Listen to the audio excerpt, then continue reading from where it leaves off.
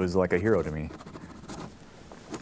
And I don't know if that made him feel closer to me or not. We are most comfortable with the familiar. The things we have done many times. The things in which we have the most confidence. But is making a video story all that different? We interview people. We ask the same questions. We note the best answers. The goal is very traditional, but the process is new. Now, the video camera is your notebook. Well, of course, I'm a terrible snob. A lot of people my vintage in journalism think that video is the devil and the most horrible thing that's ever happened to the human race. I don't think that way anymore. When I was tapped to go to the breaking news team, they handed me a backpack full of video gear. Tripod, camera, shotgun mic. It was kind of like, okay, a new tool. I decided that I'm just going to jump in feet first and learn as much as I can. People shouldn't go into this thinking it's going to be easy, but nor should they go into it thinking that it's extremely difficult or onerous. A lot of it is trial with a lot of error. It's okay to be scared, and it's okay to fail. If you go into it the way you go into it as a reporter, as a writer, as an artist, you're just writing with a camera as opposed to writing with ink on paper.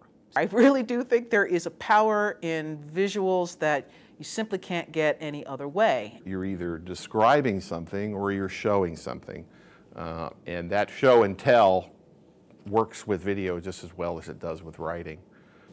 There's nuance in what people are saying that you're not necessarily going to get from a printed quote that comes across in video that can be pretty cool.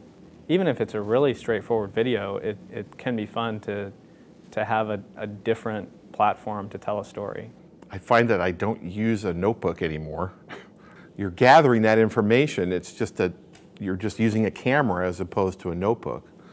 Even if it turns out maybe I don't do a video, I will do those interviews on camera, and boy, my quotes are a lot more accurate than they've ever been.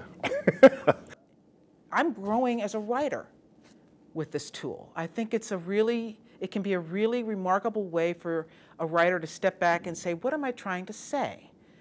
I find the writing sometimes benefits a lot from the video, because I'm able to go back and I'm basically re-experiencing that interview. I've been really surprised is that people seem very willing to go on camera. And they often have very good things to say, smart things to say. You have to really reduce it to its bare minimum. You're not going to have 1,000 words or even 500 words. You get 1:30. That's kind of how do I describe it? As a revolution in my own thinking.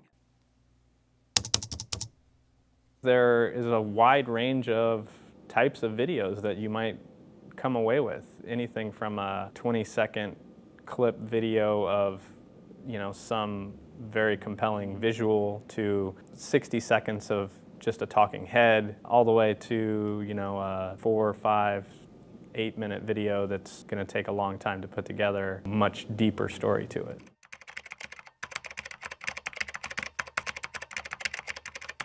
For a long time, I've been thinking about doing a feature for the downtown page called Critter of the Week.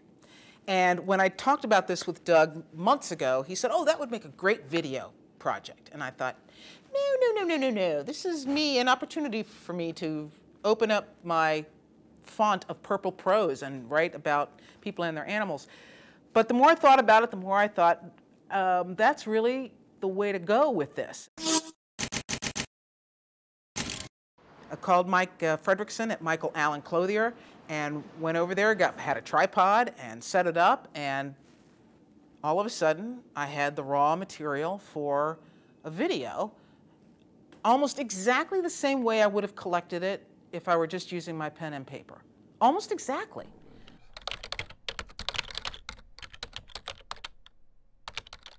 According to a ComScore study, 82.5% of the U.S. Internet audience had viewed an online video.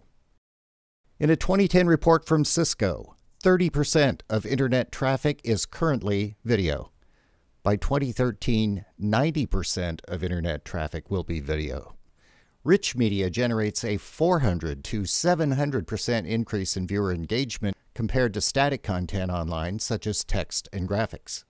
Roughly 66% of the world's mobile data traffic will be video by 2014. In the last 2 years, video views grew more than 10 times. Oregon Live uploaded 2,800 for total views of 2.2 million viewers.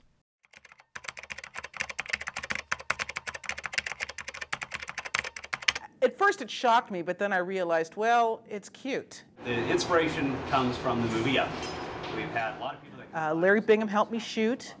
He got a lot of really nice long shots, and I was up close, and we did some interviews with some of the people who were involved with it. Using iMovie was ridiculously easy. I was shocked at how easy it was. I kept turning to Doug Perry and saying, why have I been fighting this? Why have I been resisting this for umpty-ump years now? I feel really glad to have this chance to learn these tools, because we're all going to have them no matter what. No matter what writing or journalism we do from here on out, you've got to be able to take pictures with it. Plain and simple.